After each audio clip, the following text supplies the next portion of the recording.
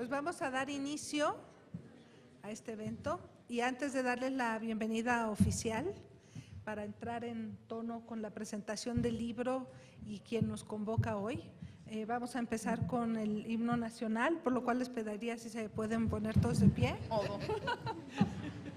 Y no vayan a poner la voz aquí porque parece que no se ve.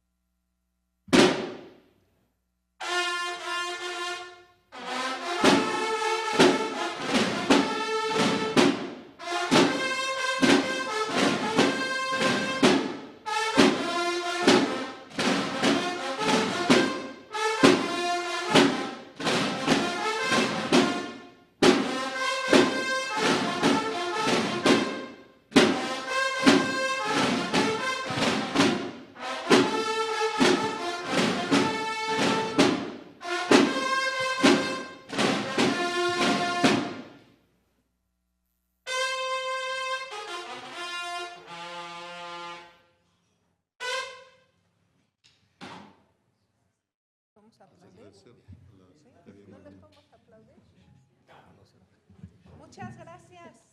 Muchas gracias a la Secretaría de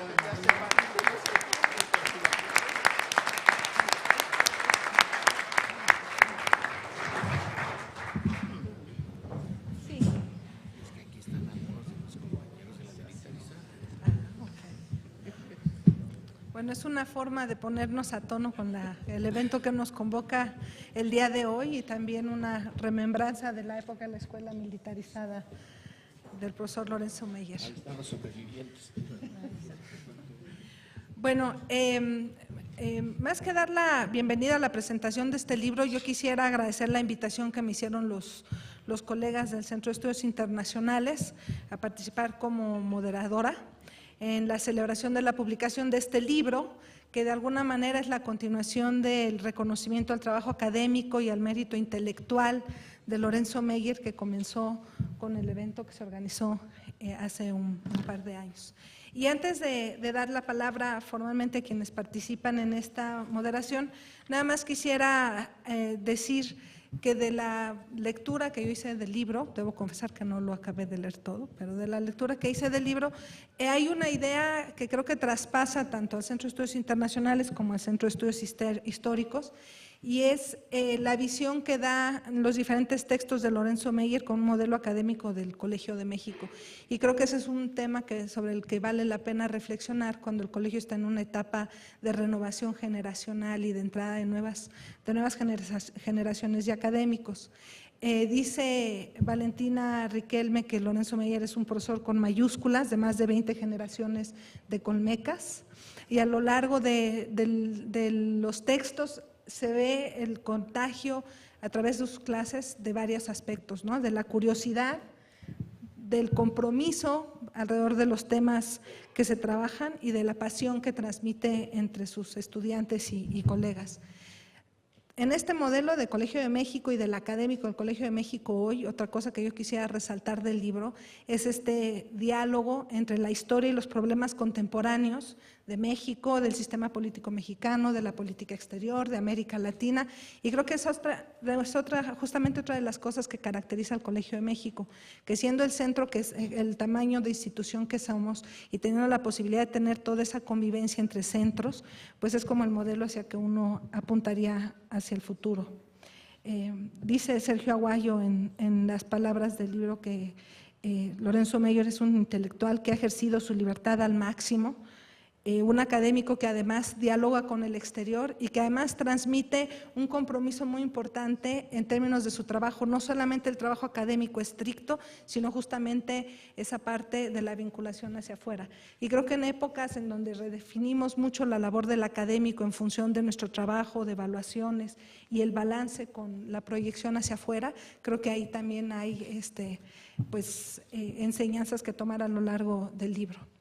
Lo único que sí también aparece mucho, sobre todo en los capítulos de política interna, del sistema político mexicano, de política exterior, pues que se queda uno con un cierto pesimismo porque los problemas que se discutían en los 70s, 80s, 90s, pues siguen siendo los mismos, y las dudas sobre los procesos de democratización, la consolidación del sistema político mexicano, pues siguen siendo también los mismos, ¿no? Pero creo que justamente también en este espacio de pensar la historia y pensar la política, pues nos da impulso como para pensar en que todavía hay mucho diálogo para seguir con el profesor Lorenzo Meyer, con los colegas que participaron en el libro, hacia el futuro cercano, ¿no?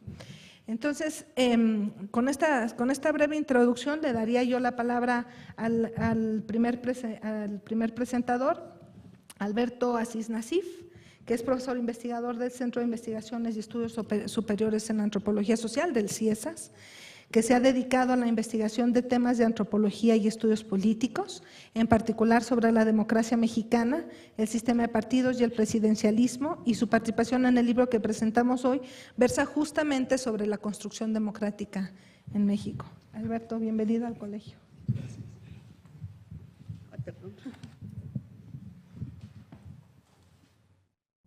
Bueno, pues agradezco la invitación que se me hizo a participar en esta presentación. Yo no soy del Colegio de México, pero me siento muy cercano al Colegio de México. Y Lorenzo Meyer no fue mi profesor, se nota, pero hemos sido colegas y hemos sido buenos amigos. En ese sentido, la banda que acabamos de escuchar, pues a mí me recuerda también ahorita platicábamos del himno nacional y de la escuela de Lorenzo, la escuela militarizada. A mí me recuerda también mi escuela, que todos los lunes en la mañana había saludo a la bandera y tocaban exactamente esas dos piezas que tocaron ahora. No era el himno, pero pasaba la bandera y hacíamos el saludo correspondiente. Como me imagino que tenemos poco tiempo cada uno de nosotros para esta presentación, yo quisiera plantear cinco cuestiones que se me hacen importantes sobre no solo el libro, sino el trabajo de Lorenzo Meyer en la perspectiva de su análisis político. Desde la presentación que yo hice en aquel seminario de mayo del 2013 que originó este libro, había una cuestión inicial con la que me gustaba presentar, digamos, el trabajo de Lorenzo Meyer, en base a una triple perspectiva que se abre en su análisis. Yo decía, hay una perspectiva histórica, siempre Lorenzo refiriéndose a esa vinculación y a esa comparación con el pasado. Hay una perspectiva analítica, que es con la que de alguna manera enriquece siempre sus textos y sus planteamientos. Hay referencias conceptuales, hay hipótesis, hay datos, y hay una perspectiva crítica que lo lleva a tener pues un compromiso. Es decir, yo creo que Lorenzo es un académico y un intelectual que defiende causas, y que defiende causas desde un compromiso con la democracia y desde una ética, ¿no? Lo cual se puede decir fácil, pero en estos tiempos revueltos es bastante complicado.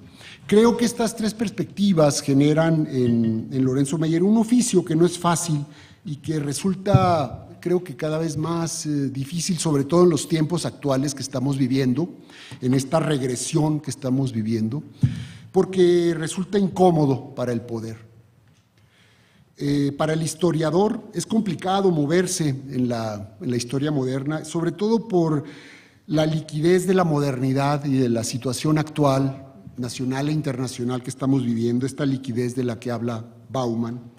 Para el politólogo, que es también Lorenzo Meyer, pues es complicado, es un reto darle sentido a los acontecimientos de este sistema político que resulta una mezcla difícil de entender entre un autoritarismo competitivo, una democracia autoritaria. Es decir, siempre tenemos que dar como tres maromas para medio entender allí algún concepto y una mezcla de conceptos que nos ayuden a atisbar de qué se está tratando esto que cada vez entendemos menos. Y para el crítico, pues para el crítico creo que cada vez es más difícil por la complejidad. Es un reto mantenerse en el espacio de la crítica del poder, ¿no? Y en este espacio creo que es donde nos hemos encontrado y hemos podido dialogar, es decir, desde la mirada del historiador, del politólogo y del crítico. Este creo que es el primer elemento importante a resaltar.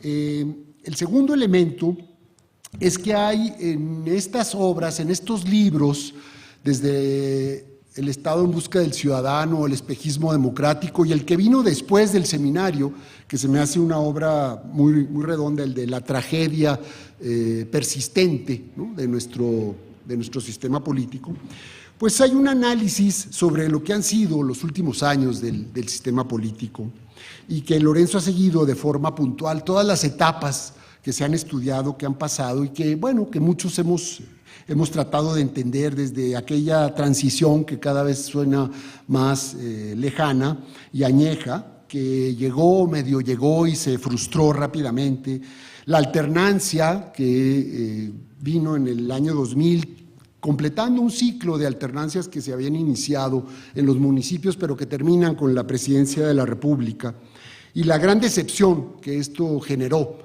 a los pocos meses, diría yo, de esta alternancia.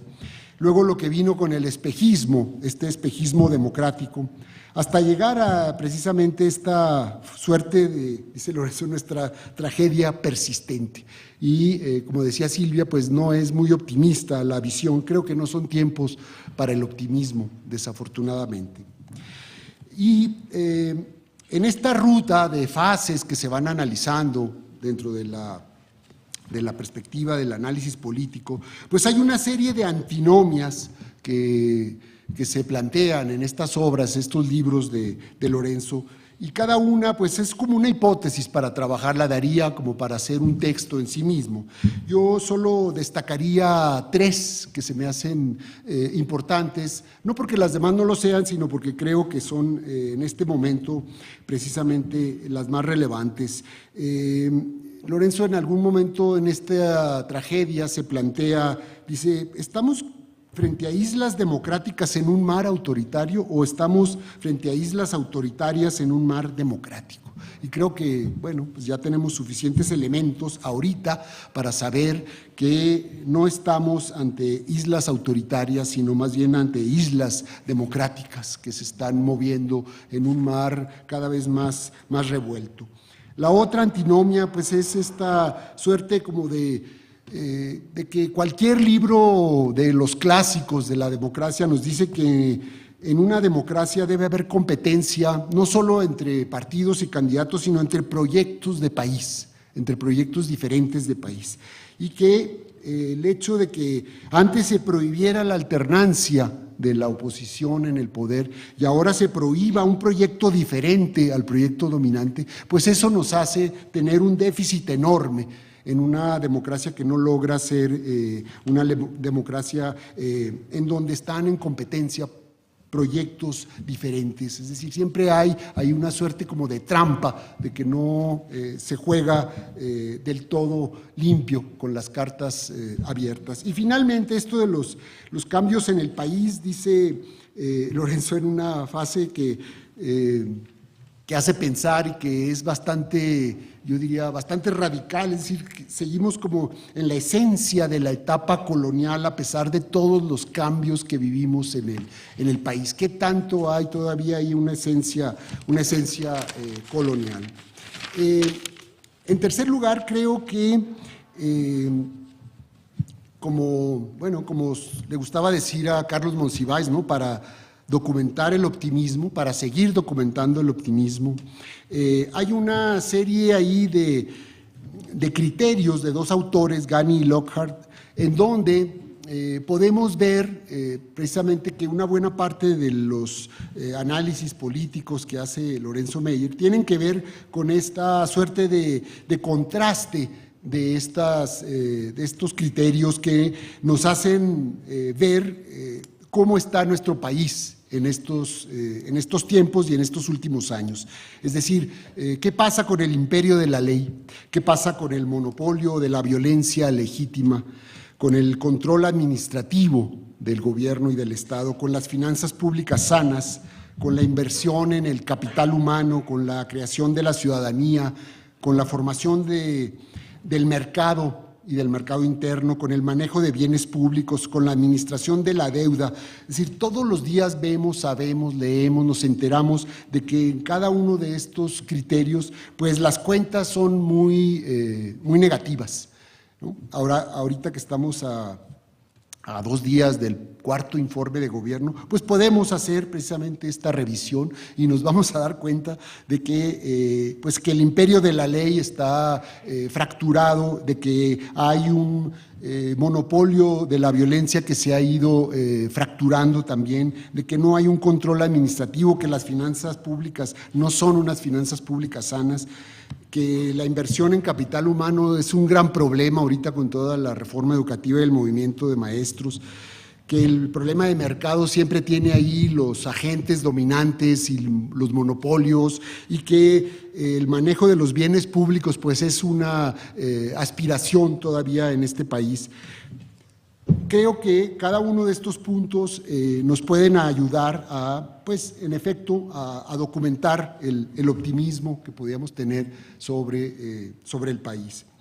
Enseguida creo que cuando nosotros hicimos el seminario y luego después apareció este tercer libro de la tragedia persistente, que yo retomé los 2 primeros y ya no me tocó el tercero, por eso lo reincorporo ahora. El regreso del PRI, ¿no?, el sexenio de las promesas incumplidas. Creo que a diferencia de la visión que teníamos cuando hicimos el seminario en el 2013, que recién estaba estrenándose este gobierno y este sexenio, ahora creo que tenemos suficientes elementos para ver que la hipótesis optimista sobre el regreso del PRI, de que el país ya había cambiado, de que las instituciones eran fuertes y de que el viejo PRI ya no existía y entonces su regreso no iba a afectar, pues ahora creo que ha ido ganando poco a poco la hipótesis más pesimista, de que este regreso ha sido un regreso bastante negativo en muchos sentidos, no solo porque se complicó el proceso económico, sino porque hay problemas sociales, porque hay una crisis política importante, porque el regreso del viejo PRI ha generado, y esto sí creo que es una novedad que podría tener rasgos de optimismo, ha generado ya pues casi el 80% de reprobación de la población.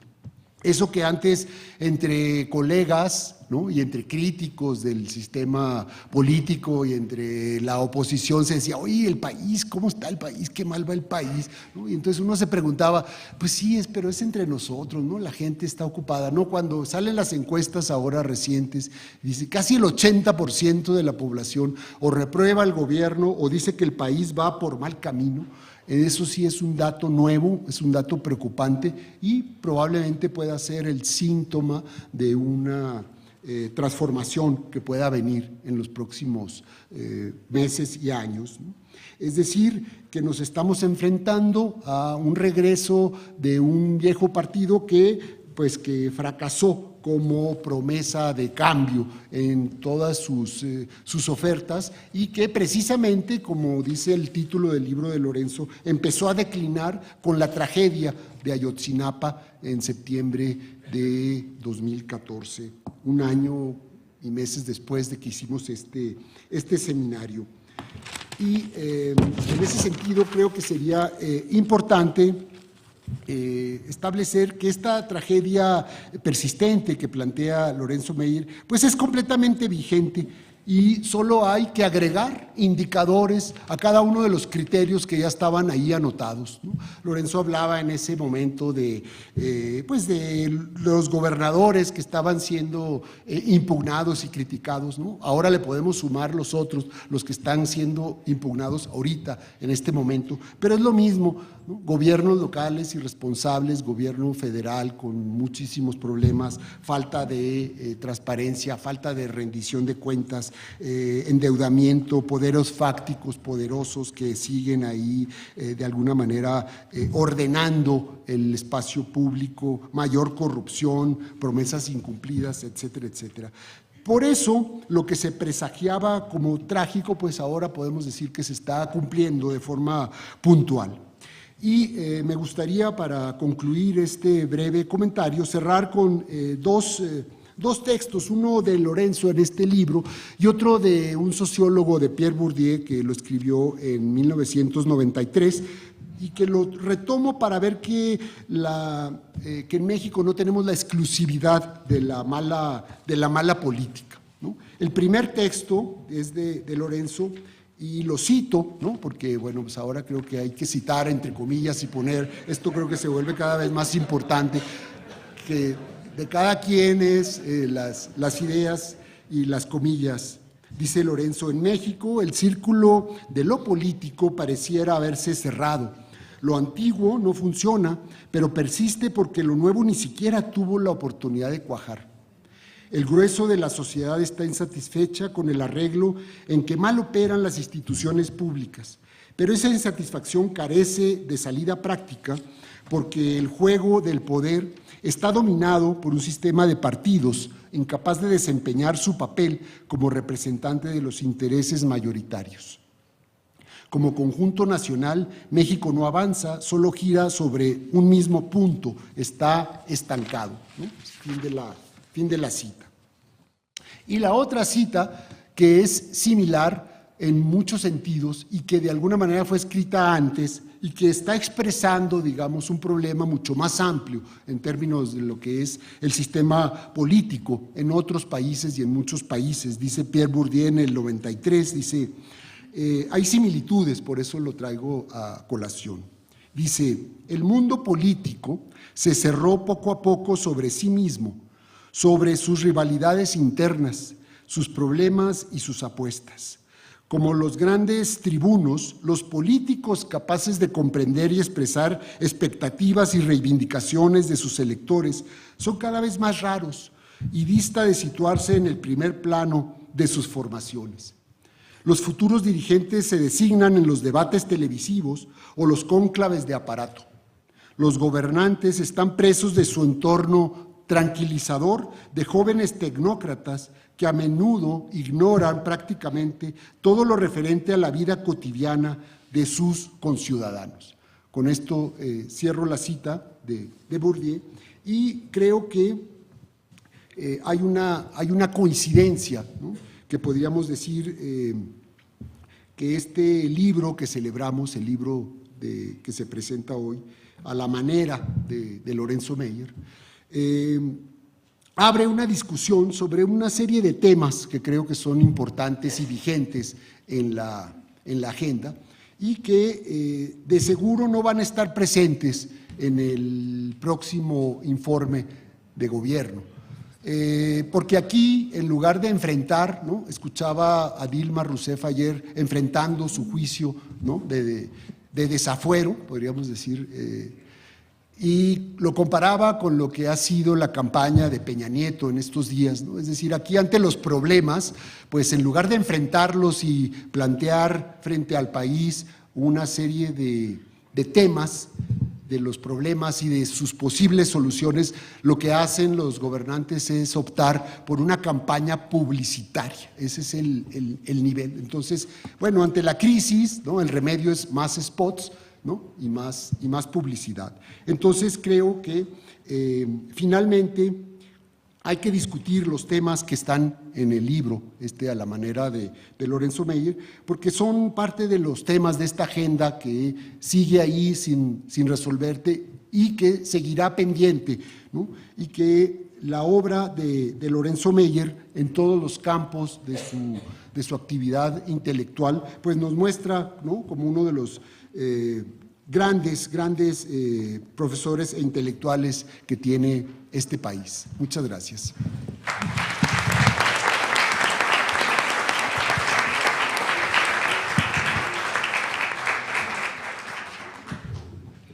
Bueno, dado que las presentaciones que quedan son de casa y en aras del tiempo, no voy a hacer la lectura de la semblanza curricular. Pasaremos a nuestra siguiente participante, que es profesora del Centro de Estudios Internacionales, Mónica Serrano.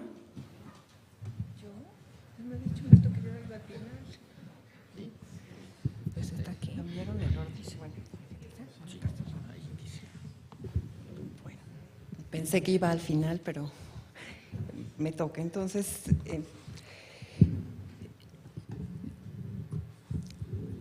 no pretendo, por supuesto, sugerir que Lorenzo Meyer y Juan Gabriel sean figuras gemelas. Pero si Weber tenía razón al afirmar que en la ciencia, como en las artes, la inspiración desempeña un papel fundamental, quizás no es descabellado ver en estas dos figuras dos grandes referentes nacionales y dos grandes fuentes de inspiración. Y si tenemos suerte, quizá esta misma tarde tendremos la fortuna de conocer también los dotes musicales de Lorenzo Meyer.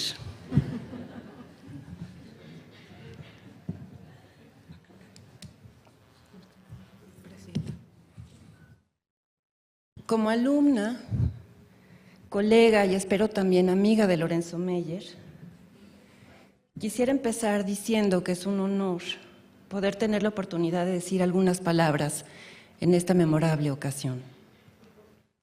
Basta con echar un ojo al índice de pensar la historia, pensar la política a la manera de Lorenzo Meyer, para asomarnos a ese gran surtidor de inspiración que ha sido Lorenzo Meyer, a veces como maestro, a veces como investigador, a veces como intelectual y también como figura pública.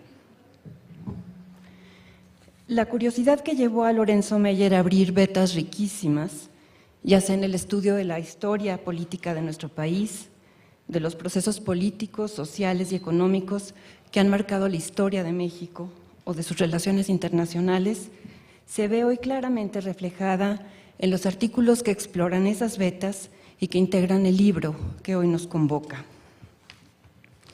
Este libro es una pequeña muestra de cómo la experiencia de vida y la pasión y la dedicación que han caracterizado la trayectoria académica e intelectual de Lorenzo Meyer han servido de fuente de inspiración inagotable entre alumnos y colegas por igual. Y digo pequeña muestra porque sé bien que los 16 autores que participamos en este libro somos apenas una pequeña parte del universo de inspiración que Lorenzo Meyer ha logrado irradiar a su paso por la academia, por la vida pública y en los pequeños asomos que en uno y otro momento nos ha dejado compartir de su vida privada. En sus clases, en sus artículos académicos, en su columna semanal o en su presencia en los medios electrónicos, vemos una y otra vez cómo los temas de investigación que lo han ocupado y preocupado siempre han decantado en un compromiso intelectual que de ninguna manera se detiene en el saber.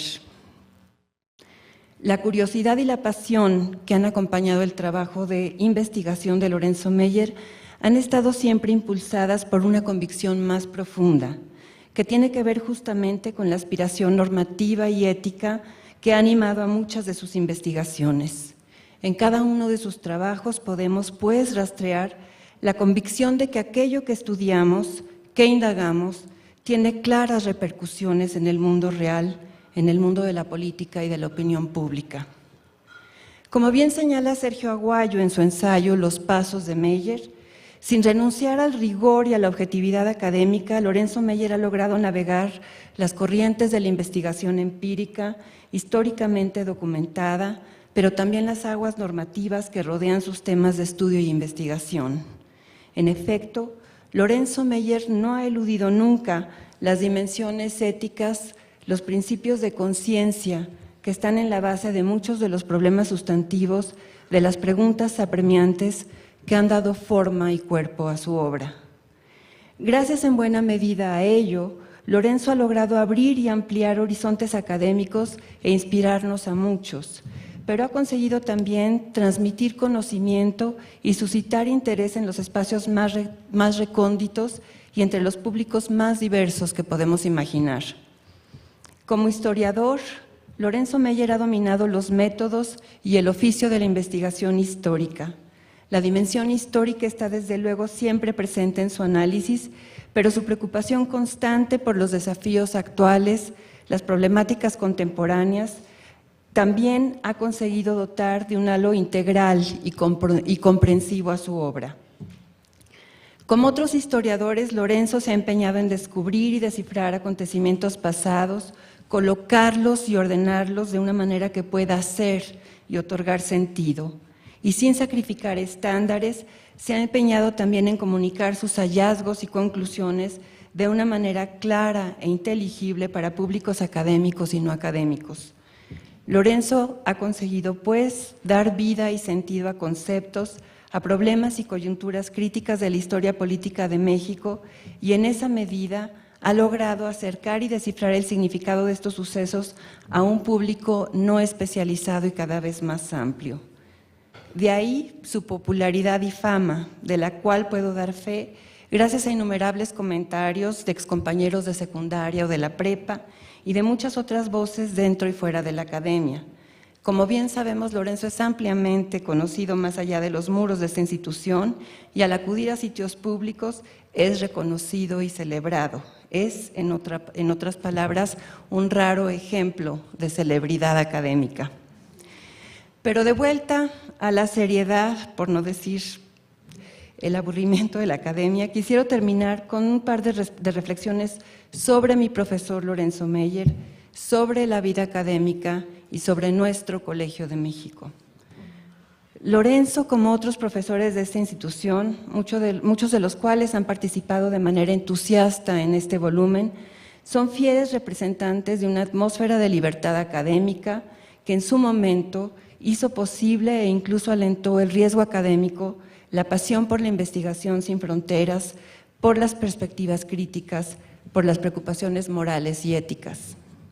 En ese espacio de libertad y de audacia florecieron figuras poco ortodoxas, mentes independientes, incluso me atrevería a decir excéntricas, de la estatura académica de Meyer. Y quizá valdría la pena preguntarnos si en el mundo académico de hoy, dominado por CONACYT, por los puntitos, por el SNI, tienen aún cabida las experiencias de vida, las inquietudes vitales e intelectuales, las preguntas normativas, los riesgos de aventurar posiciones políticas que de una manera y otra fueron forjando a Lorenzo Meyer que hoy celebramos. Ojalá pensar la historia, pensar la política a la manera de Lorenzo Meyer nos inspire, nos convoque a imaginar y a seguir recreando un espacio académico e intelectual en donde la osadía, la pasión, el riesgo y las inquietudes normativas nos obliguen a seguir planteando preguntas ineludibles para el futuro de nuestro país y no darle espalda a aquellas problemáticas con repercusiones tangibles y urgentes en nuestro mundo real. Gracias.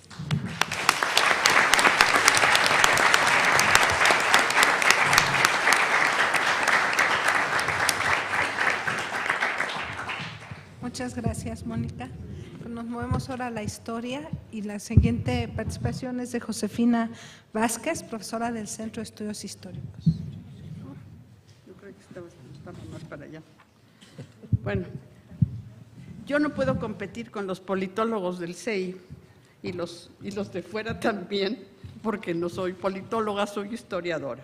Así es que decidí hablar de Lorenzo como mi colega y creo que tiene sentido porque colaboramos por lo menos en 2 libros.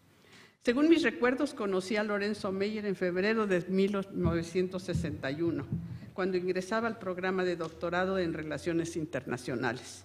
Yo apenas tenía unos meses de haberme incorporado al Seminario de Historia Contemporánea de don Daniel Cosío Villegas.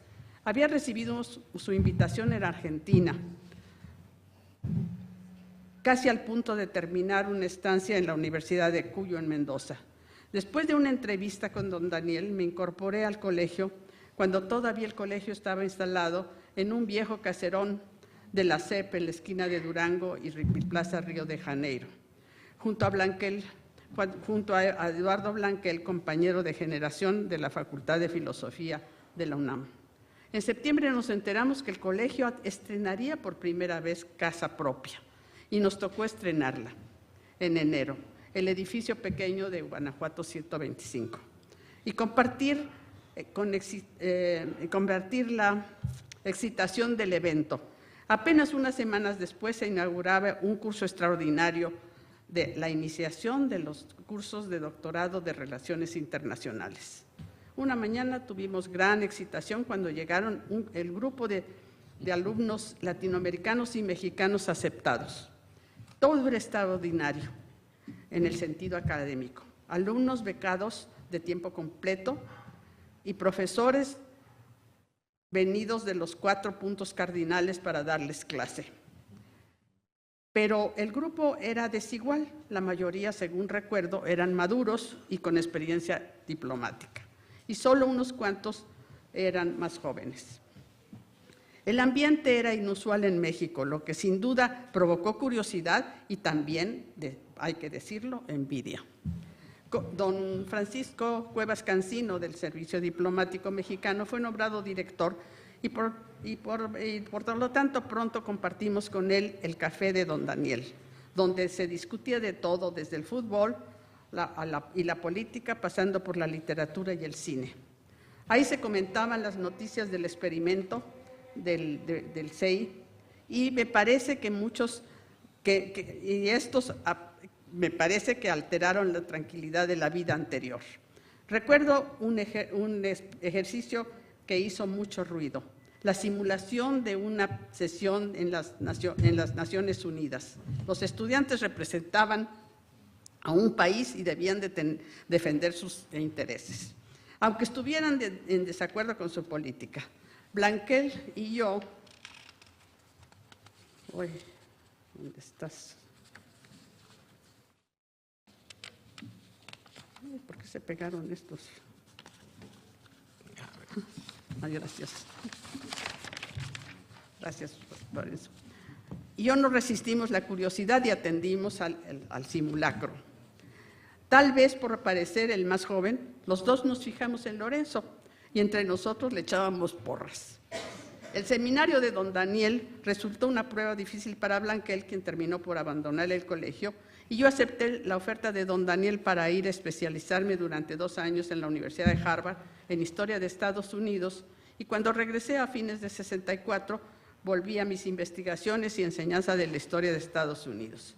Parece que Lorenzo ya había partido a estudiar a la Universidad de Chicago, pero a su regreso retomamos el contacto e incluso asistí a su examen doctoral y leí su libro sobre el petróleo, publicado por el colegio. Como se incorporó al colegio como profesor y yo enseñaba el curso de Historia de Estados Unidos en el CEI por entonces, continuamos en contacto desde entonces. Continué dando clase en el CEI hasta que en los años 80 una de las directoras del CEI consideró indispensable que la historia de Estados Unidos la impartiera solamente alguien que nacido en Estados Unidos. En 1970 me invitó John Cotsworth, a quien había estado en el Colegio de México investigando sobre su tesis doctoral sobre los ferrocarriles, a dar una conferencia y pasar unos días en la Universidad de Chicago. Seguramente el profesor Akira Irie, a quien yo había conocido en Harvard durante mis estudios, preparaba una serie sobre Estados Unidos y el mundo para la prensa de la Universidad de Chicago.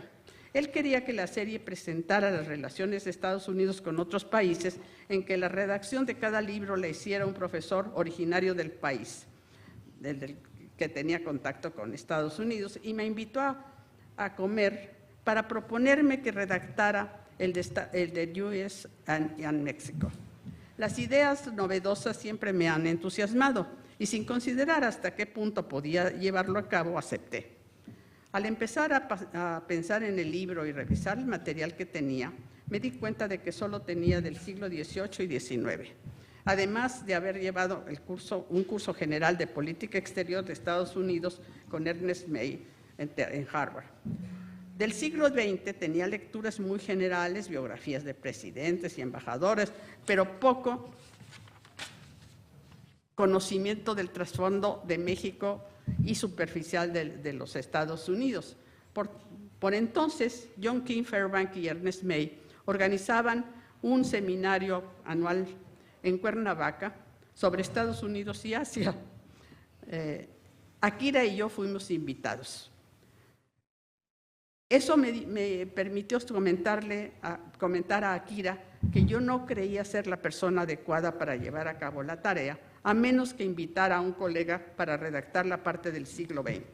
A él le pareció buena idea y de inmediato pensé en Lorenzo Meyer, quien para mi fortuna aceptó.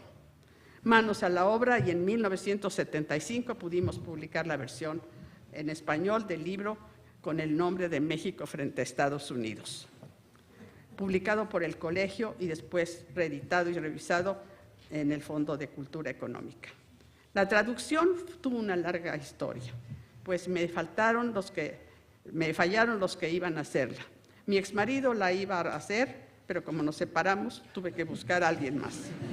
Comprometí a María Urquidi, que quería apoyo para tomar cursos en una universidad de Vancouver, a condición de que la hiciera y se le autorizó como ayudante, pero incumplió.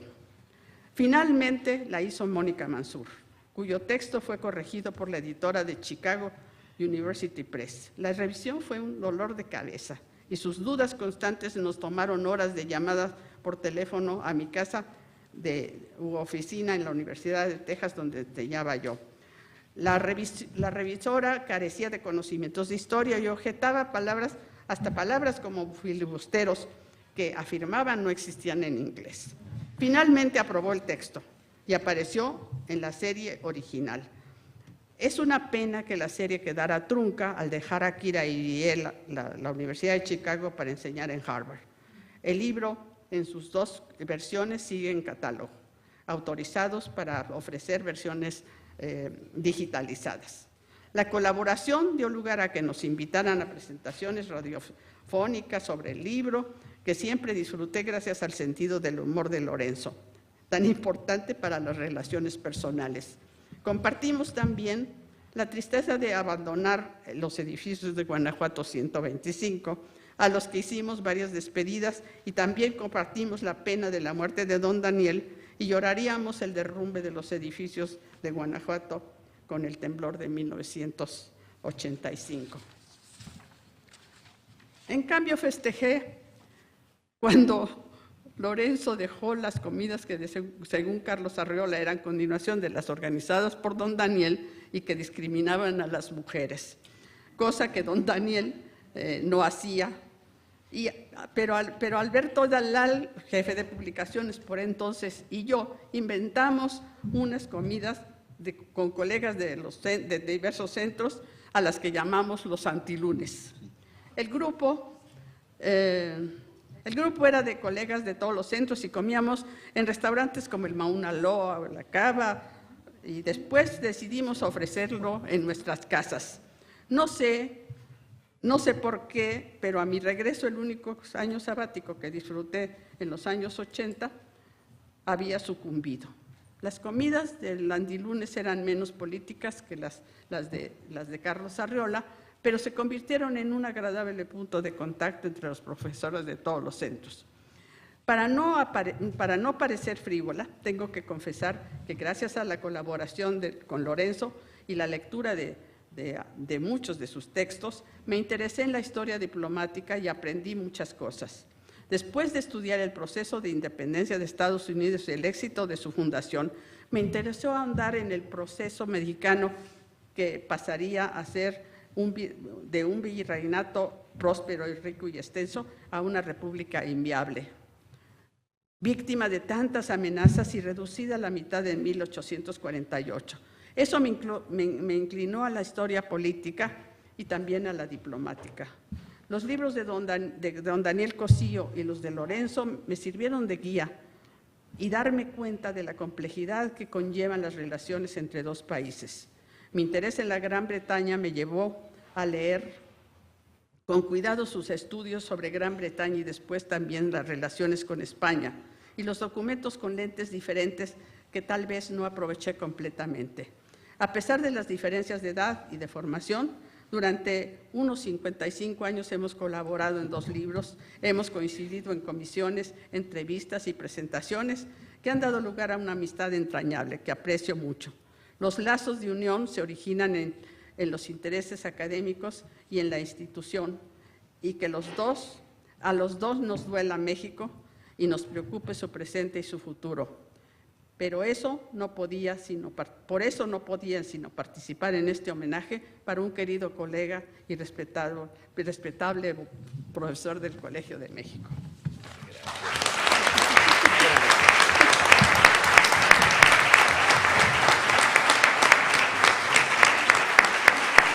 Ni modo. Muchas gracias, Josefina.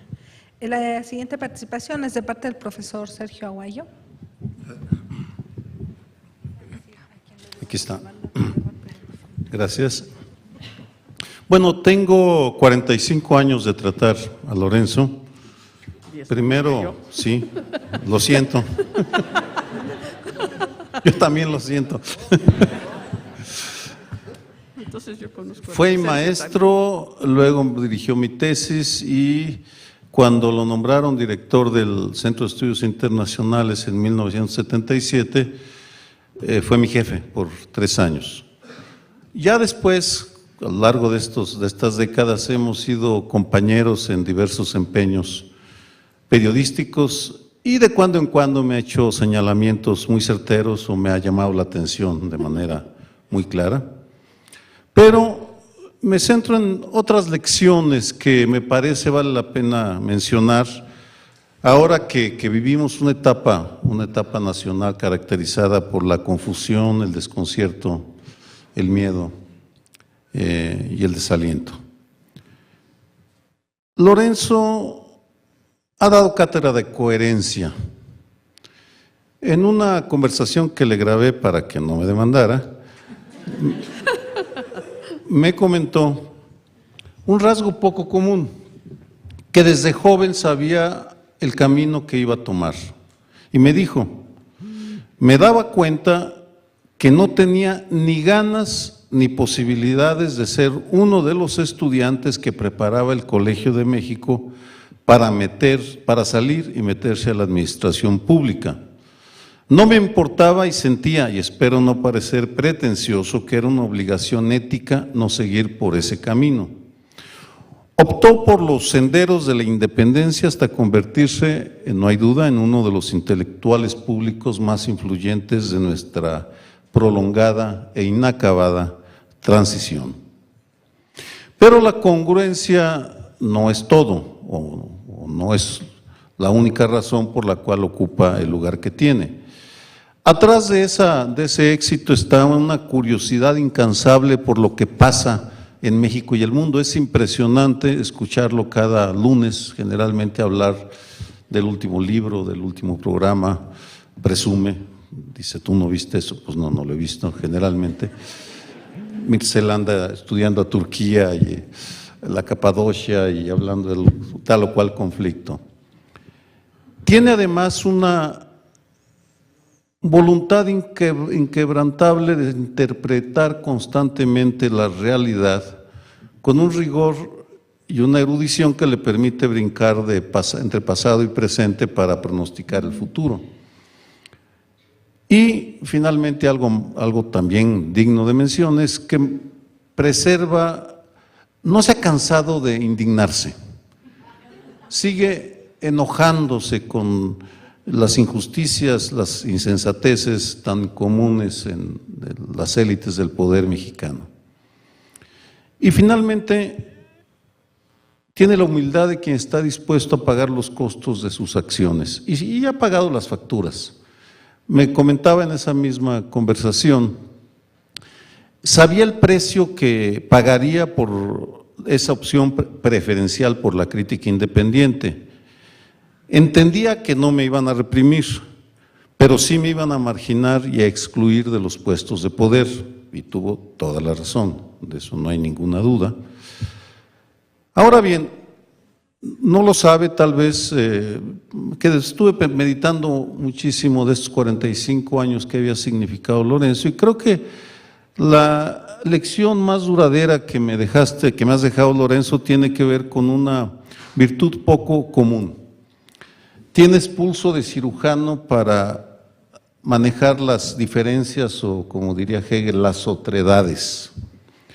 Es algo bien elemental, pero fundamental en el ejercicio de una democracia. Y regreso al momento más traumático en la historia del Colegio de México, la huelga de trabajadores de 1981.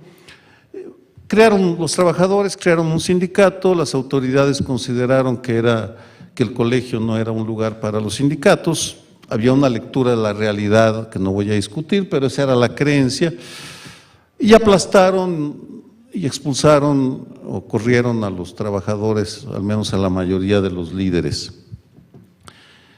Lo notable de esos años fue la manera como se estiró al máximo la convivencia y los que habían sido colegas toda la vida se convirtieron en enemigos a muerte y había reuniones interminables en las casas y se conspiraba, todo el mundo conspiraba contra los otros. Es decir, tras la erudición apareció el ogro autoritario, los genes del México intolerante que no aceptaba que se pensara diferente. Y era un momento muy peculiar porque Lorenzo era director del CI, yo era coordinador académico del centro, por tanto era autoridad. Y dentro de esa lógica, estábamos en bandos diferentes, vamos. Y en mi caso, estaba en una minoría, pero pasé de ser una joven promesa del firmamento Colmeca, porque sí, así me trataban, como que me auguraban un gran futuro en la institución, a convertirme en un traidor, un peligrosísimo activista que se disfrazaba y se presentaba como académico. Y así fui catalogado algunos años. Fueron años muy, muy complicados para la comunidad, no solo para mí, vamos. Creo que nadie salió indemne de esos años los que lo vivimos. Sin embargo, en mi caso, sobreviví y sigo en la institución 40 años, casi 40 años después, por la protección que Lorenzo me dio después, sin jamás alardear ni presumir de ello. De hecho, nunca hablamos de esa parte. Yo ahí estaba, él estaba, seguimos hablando, él confiaba en mí, yo confiaba en él y punto. Ese incidente tuvo una dimensión muy profunda que me la mencionaste en la última comida. Cada 4 meses, 6 meses, un año celebramos que Primer Plano siga en el aire, transmitiéndose. El programa de Canal 11, sí, porque cada año apostamos, este es el último año de Primer Plano. Bueno, seguimos ahí después de 15, 16 años. En la lógica de aquellos años, yo había traicionado a mi jefe, al que me había dado todo, lo cual era inconcebible en aquel México, aclaro. Por mi parte, en la corriente que yo me encontraba, mi obligación era repudiar a quienes se habían sumado a la patronal, por los motivos que fueran. Y en esa época de enfrentamiento entre nosotros, no pasó absolutamente nada.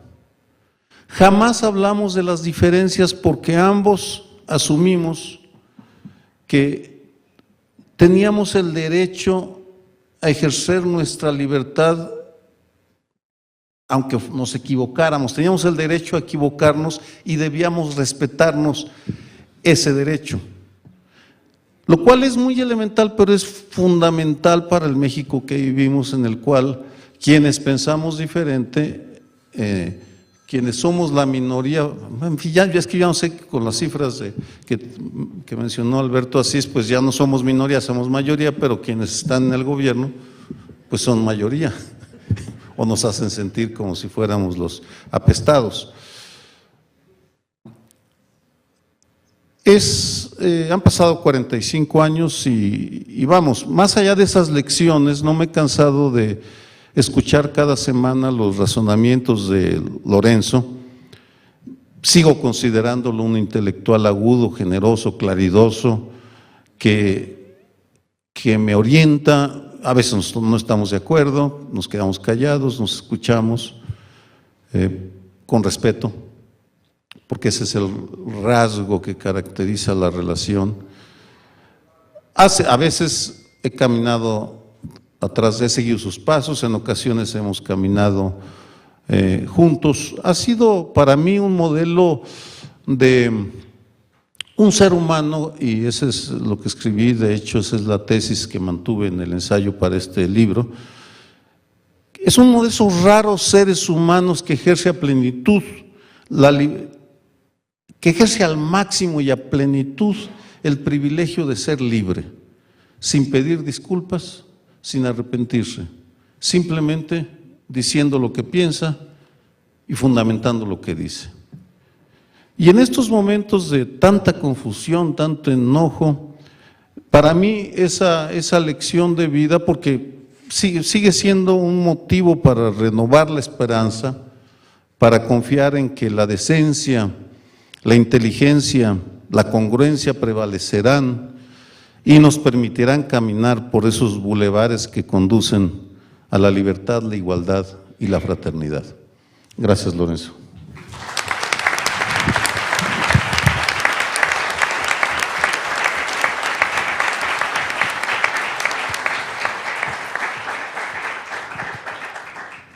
Muchas gracias, Sergio.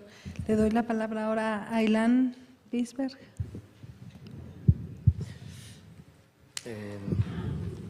Muy bien, pues muchas gracias. Bueno, a mí me gustaría hablar de Lorenzo, que conocí cuando llegué por primera vez al colegio.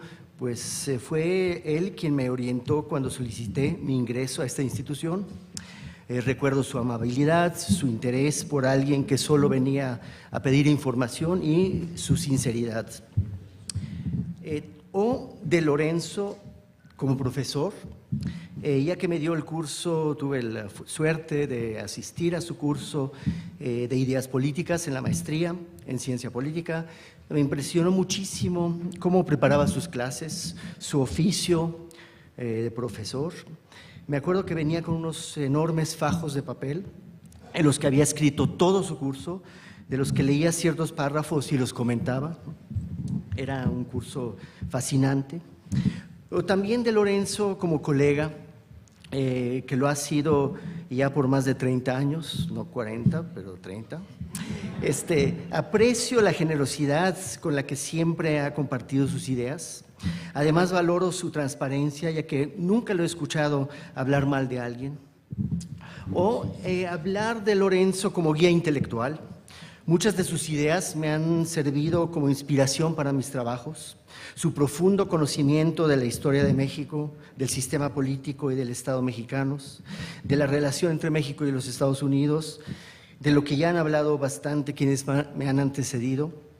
Pero he escogido hablar de Lorenzo de otra manera, como intelectual, algo ya que ya se ha mencionado mucho, como intelectual comprometido con las causas de los que no tienen voz, del intelectual que ha rechazado estar cerca del poder, servir al poder, el intelectual crítico del poder, de la situación tan grave por la que pasa el país desde ya hace varias décadas, del intelectual que nunca está satisfecho con el estado de nuestro país, que nunca se ha dejado llevar por las falsas promesas de la política, mucho menos ser aliado de ella, y que cuando sí ha creído en algo es en las ideas de cambio que pueden favorecer a los más débiles.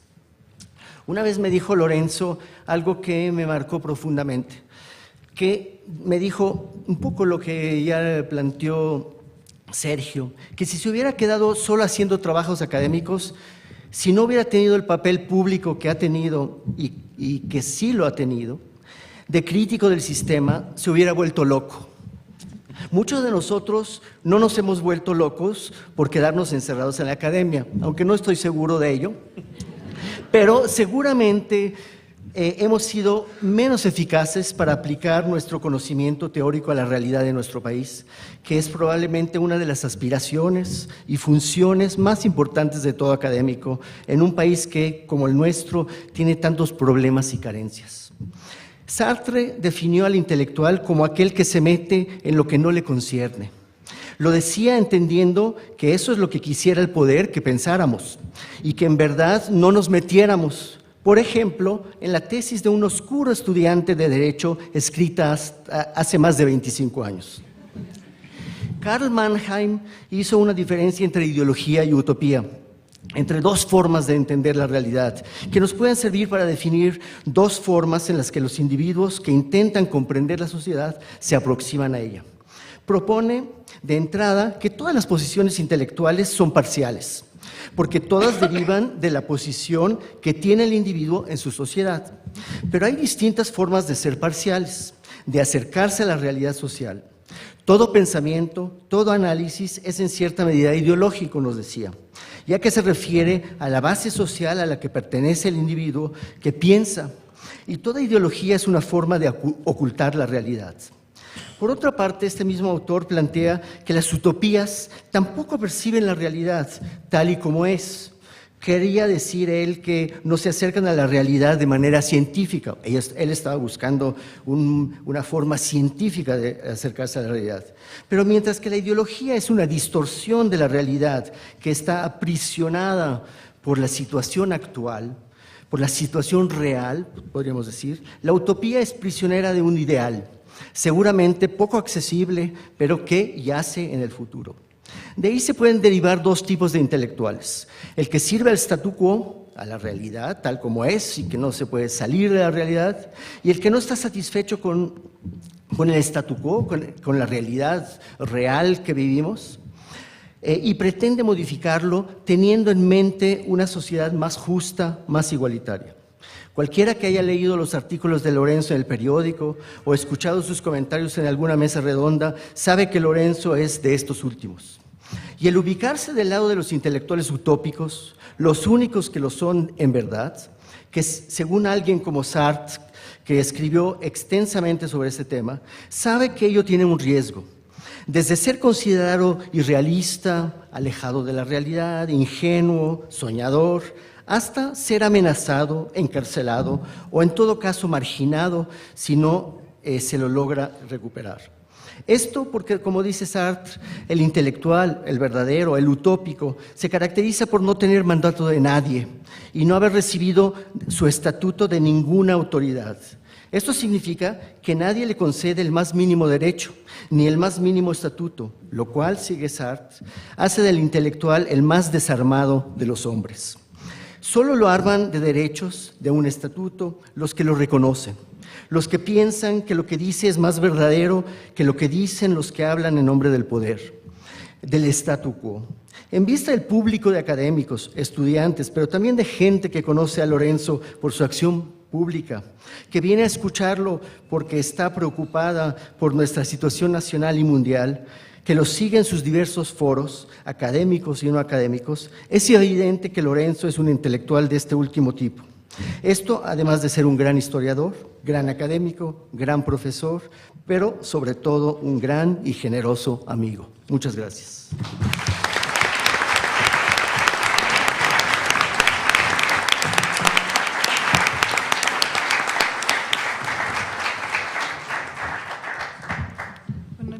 Aparecen como editores del libro Humberto Garza, Ilan Bisberg y Mónica Serrano. Ahora voy a dar la palabra a Humberto Garza, que serían los editores. ¿Quién falta? Aquí está. Ahí va.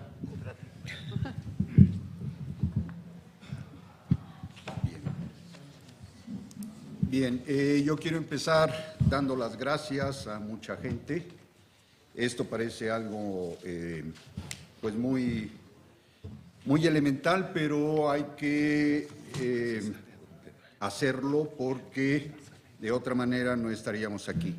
Quiero agradecer a la maestra Gabriela Said, flamante directora del Departamento de Publicaciones del Colegio, el apoyo incondicional, absoluto y total que desde un primer momento le brindó a este proyecto. Sin ese respaldo, el libro todavía estaría haciéndose. Es un primer agradecimiento de corazón y con todo lo que ello entraña. También, desde luego,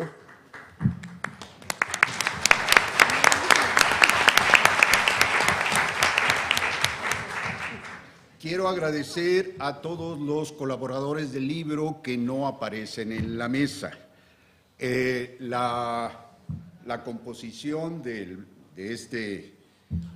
la misma estuvo muy competida y hay que mencionar a todos aquellos que participaron desde un primer momento de una manera entusiasta, de una manera comprometida y de una manera finalmente de una manera muy afortunada. Enrique Florescano, la doctora Josefina Vázquez, Carlos Marichal y Joel Álvarez de la Borda, Alberto Asís, Reinaldo Ortega, Bernardo Mavire, el único texto que pasó sin correcciones. Todos los artículos fueron corregidos. Bueno, hay que mencionarlo.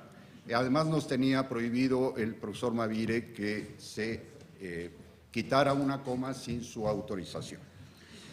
El doctor José Romero,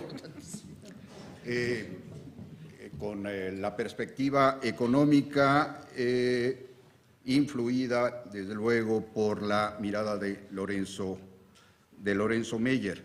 Gustavo Vega, Soledad Loaesa, que lamentó mucho no estar en esta mesa porque tiene compromisos en el extranjero, pero nos dejó su solidaridad y sus saludos. Froilán Enciso, una joven promesa de la Academia Mexicana.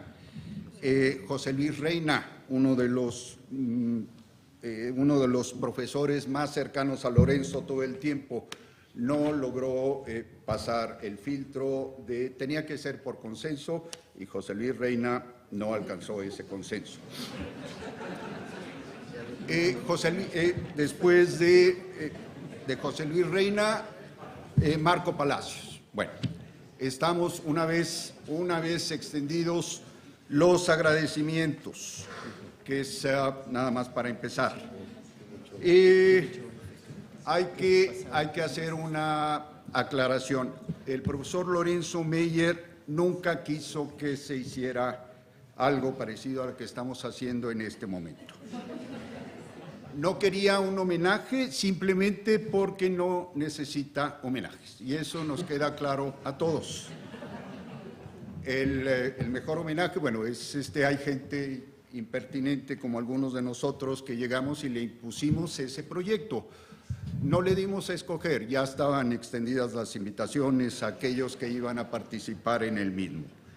Este es un homenaje que no es un homenaje. Si ven ustedes la portada del libro, que es parte de una serie de homenajes, no aparece la palabra homenaje. Lorenzo se resistió desde un primer momento. En fin, voy a ser muy breve, ya casi termino. Yo siempre he pensado que detrás de un gran académico, detrás de un gran autor, detrás de un gran periodista, hay alguien muy especial. Bien, Lorenzo tiene 3 grandes amores: su familia, su trabajo y su país. Su esposa, sus hijos, su nieto es su gran pasión. Su trabajo, trabaja para darle a su familia todo lo que se merece, y trabaja sobre México. Los 3 grandes amores de Lorenzo están estrechamente vinculados. El amor por México, a pesar de sus avatares, a pesar de sus altas y bajas, es el pan de cada día para nuestro colega Lorenzo. Ahora bien, un dato curioso.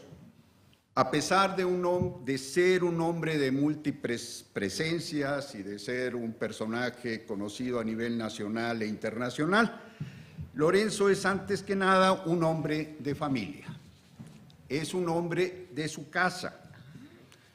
Lorenzo no tiene vicios.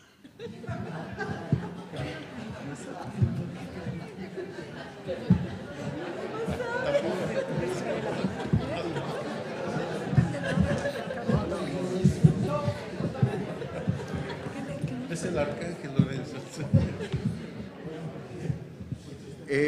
Es un hombre bastante sano y me consta.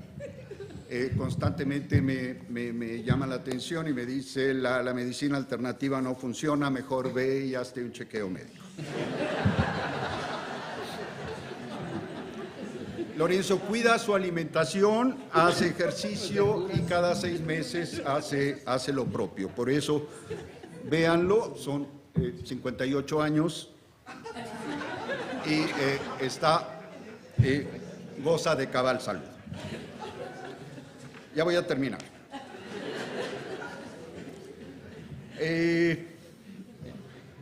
Con frecuencia en la vida, en este mundo complicado que nos ha tocado vivir, hay que elegir entre ser feliz y tener éxito. Después de una trayectoria que le ha representado un esfuerzo constante, permanente y total, Lorenzo ha conseguido este equilibrio entre ser un hombre feliz y tener éxito en su profesión, algo que muy pocos de nosotros conseguimos. Si acaso, últimamente los jóvenes ya no quieren ser felices, quieren de manera desesperada conseguir trabajo en este país en donde ya no se consigue trabajo. Y es para mí y para muchos de sus lectores, para muchos de la gente que lo sigue y que lo aprecia, Lorenzo es en muchos sentidos un ejemplo de equilibrio, de ecuanimidad, no solo de inteligencia racional, sino también de inteligencia emocional. Esto de la inteligencia emocional, aunque parece algo relativamente nuevo, es algo que yo he propuesto en varias ocasiones, introducir un curso de inteligencia emocional, no me lo han aprobado.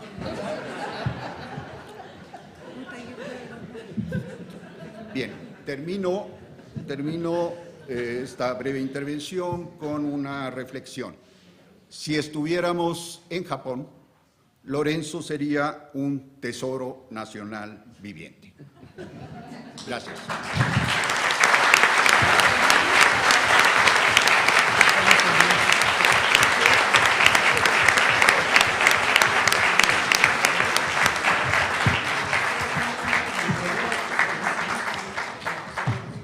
Bueno, ahora me da mucho gusto darle la palabra a la doctora Ana Covarrubias, directora del Centro de Estudios Internacionales. Muchas gracias a la profesora Yorguli. Primero que nada, yo también quiero agradecer a los editores del libro haberme permitido estar en esta mesa, que me honra muchísimo. Y me dieron una tarea difícil y fácil al mismo tiempo, que es presentar al profesor Meyer antes de pasarle el micrófono para que nos dé unas palabras. Todo el mundo conoce a Lorenzo Meyer, entonces para mí es muy difícil presentarlo, y ya con las participaciones de todos mis colegas aquí en la mesa tenemos una clara idea, creo yo, de quién es Lorenzo Meyer. Así que bueno, voy a ser muy breve, solamente recordar, es un, como se dice ahora, colmeca, pero digamos mejor un miembro del Colegio de México, de esta comunidad, desde el 61, que llegó para hacer su licenciatura en Relaciones Internacionales, y lo que quiero subrayar aquí, ya se ha dicho también que fue director del centro, en el 70 llegó de profesor, pero quiero subrayar que si bien, si no me equivoco, profe, usted es el único doctor en Relaciones Internacionales por el Colegio de México. Creo que es el único que terminó la tesis que se recibió, así que bueno, también quiero mencionar eso. Tristemente ya no tenemos ese doctorado, pero creo que tenemos un extraordinario representante del doctorado en Relaciones Internacionales. Bueno, como ya se ha dicho, tiene toda una trayectoria. Algo importantísimo, que ya todo el mundo lo sabe, pero que también quiero reiterarlo, es que en 2008 se le dio el emeritazgo. Así que también es nuestro profesor emérito del Colegio de México. Así que bueno, ya hemos escuchado su trayectoria académica dentro del colegio, estudiante, profesor, director, emérito y doctor en Relaciones Internacionales, y también conocemos ya su trayectoria en medios. Muchos de ustedes lo conocerán por sus artículos. Si bien recuerdo, primero fue Excelsior, ahora Reforma, y como lo dijo el profesor Sergio Aguayo, en Canal 11. Así que bueno, creo que por eso todo el mundo lo conoce. Y también repito algo que lo que dijo la profesora Mónica Serrano, muchos de los que estamos aquí tuvimos la suerte de ser alumnos del profesor Meyer y después colegas, lo cual también a mí en lo personal me honra muchísimo. Debo decir que para mí fue profesor 2 veces, nos dio Historia de las Ideas Políticas e Historia de las Relaciones Internacionales de México. Debo decir que el curso de Historia de las Ideas Políticas no le gustó tanto como el de Historia de las Relaciones Internacionales de México. Curso que, debo decir, disfrutamos todos sus estudiantes muchísimo, con sentido del humor, con gran profesionalismo, con un conocimiento de la historia, con un fundamento académico muy importante. Aprendimos mucho de esta historia, que también debo decir, desde la perspectiva de Meyer, siempre fue y creo que continúa siendo perfectamente realista. Tenemos a la potencia hegemónica junto, así que eso nos va a limitar siempre lo que podamos hacer en términos de política exterior y de relaciones internacionales.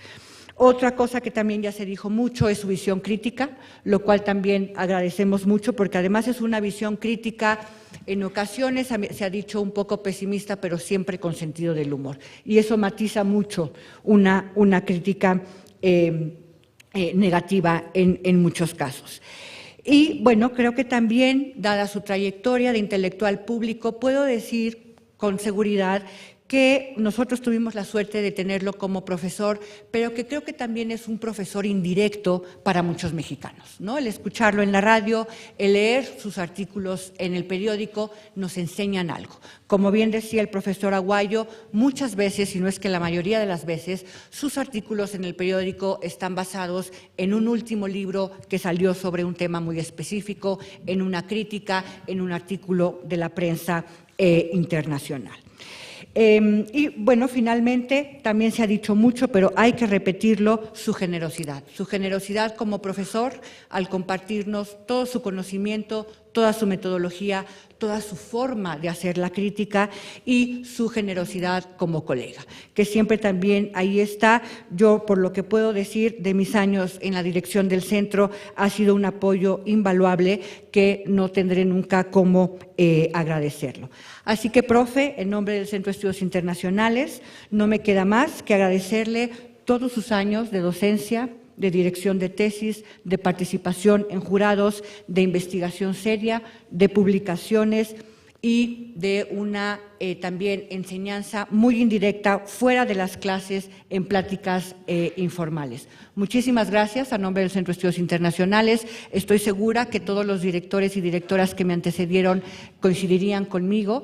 Ha sido usted un miembro invaluable en el centro, así que antes de darle la palabra, muchísimas gracias.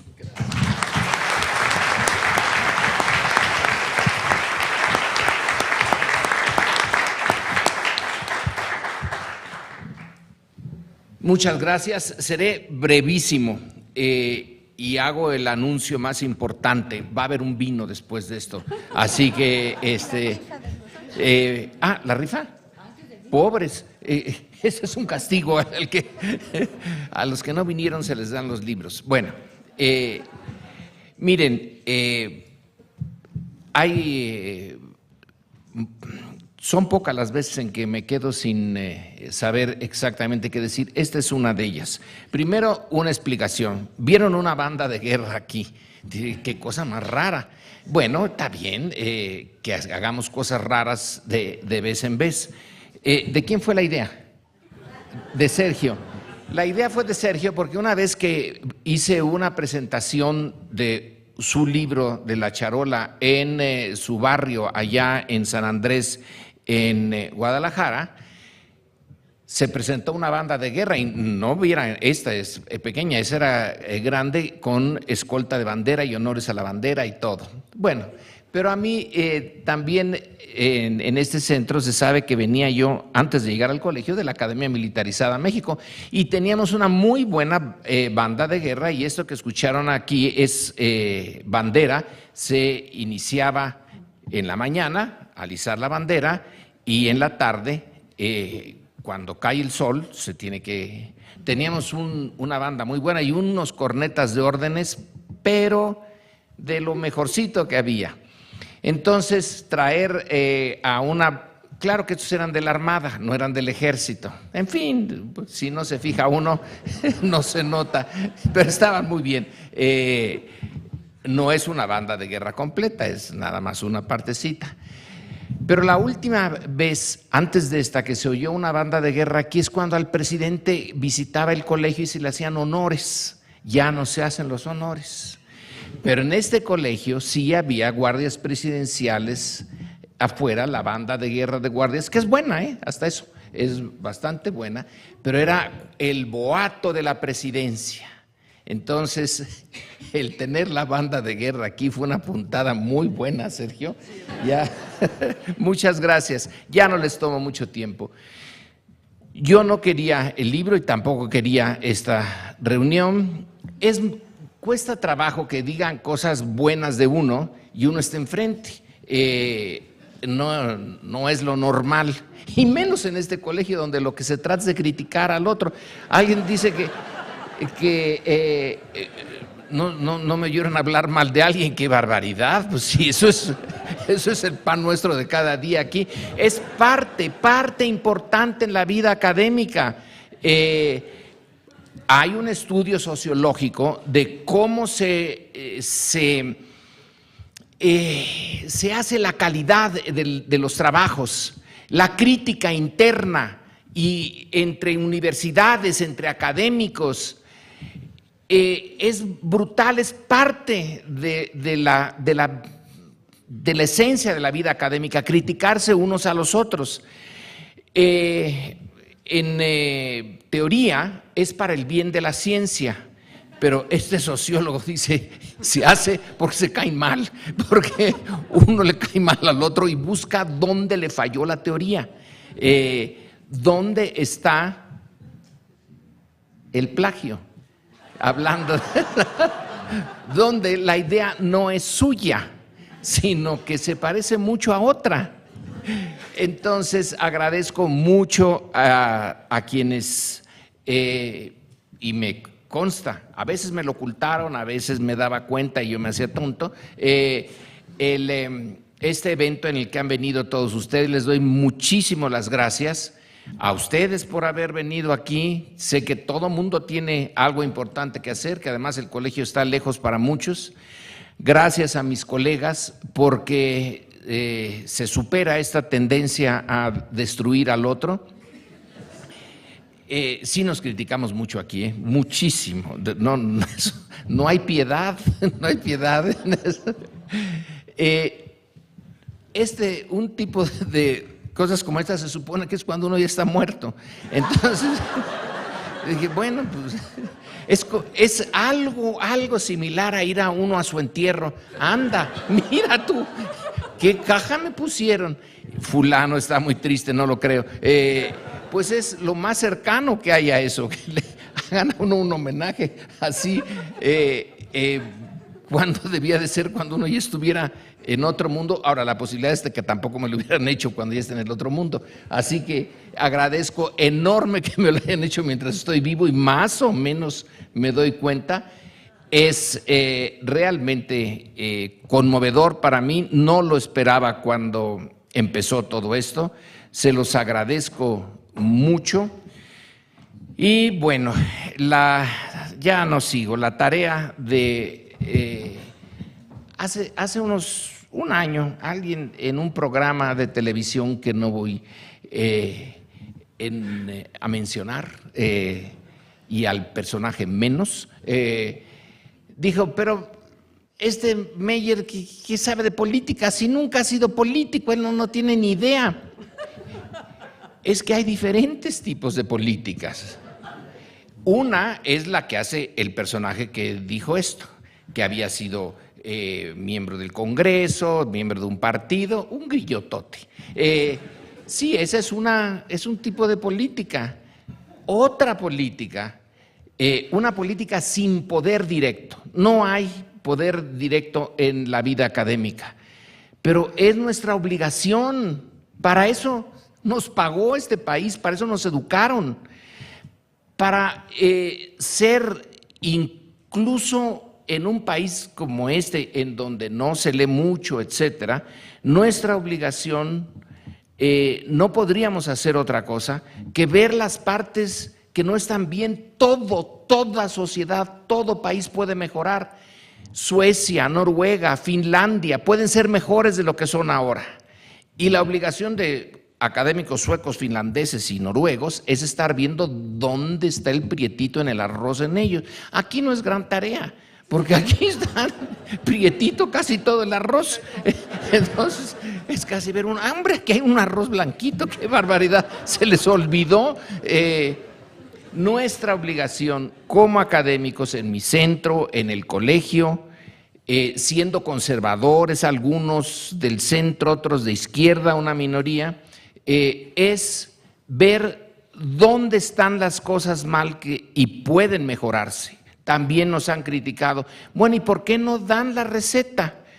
Nosotros estamos encargados de ver dónde están los problemas.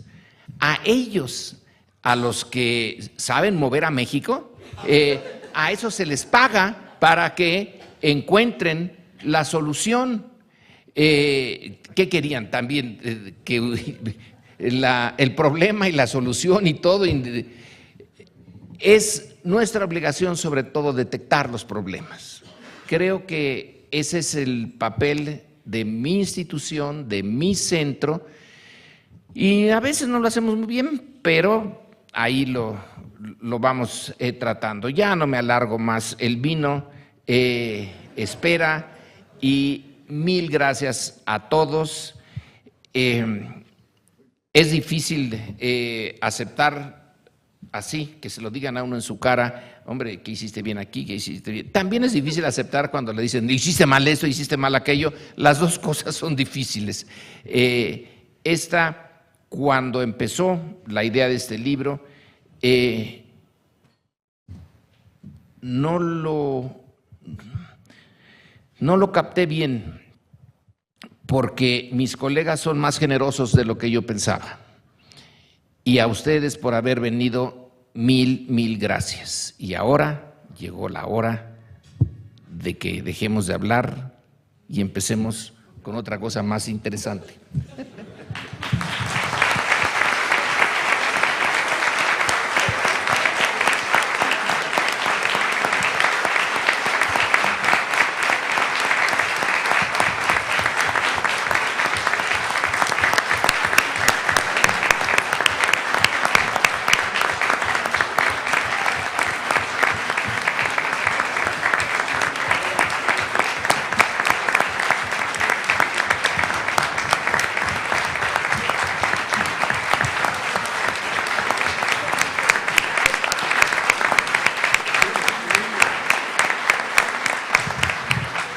Muchas gracias, profe. Pues nada más me resta decir que es un homenaje muy merecido.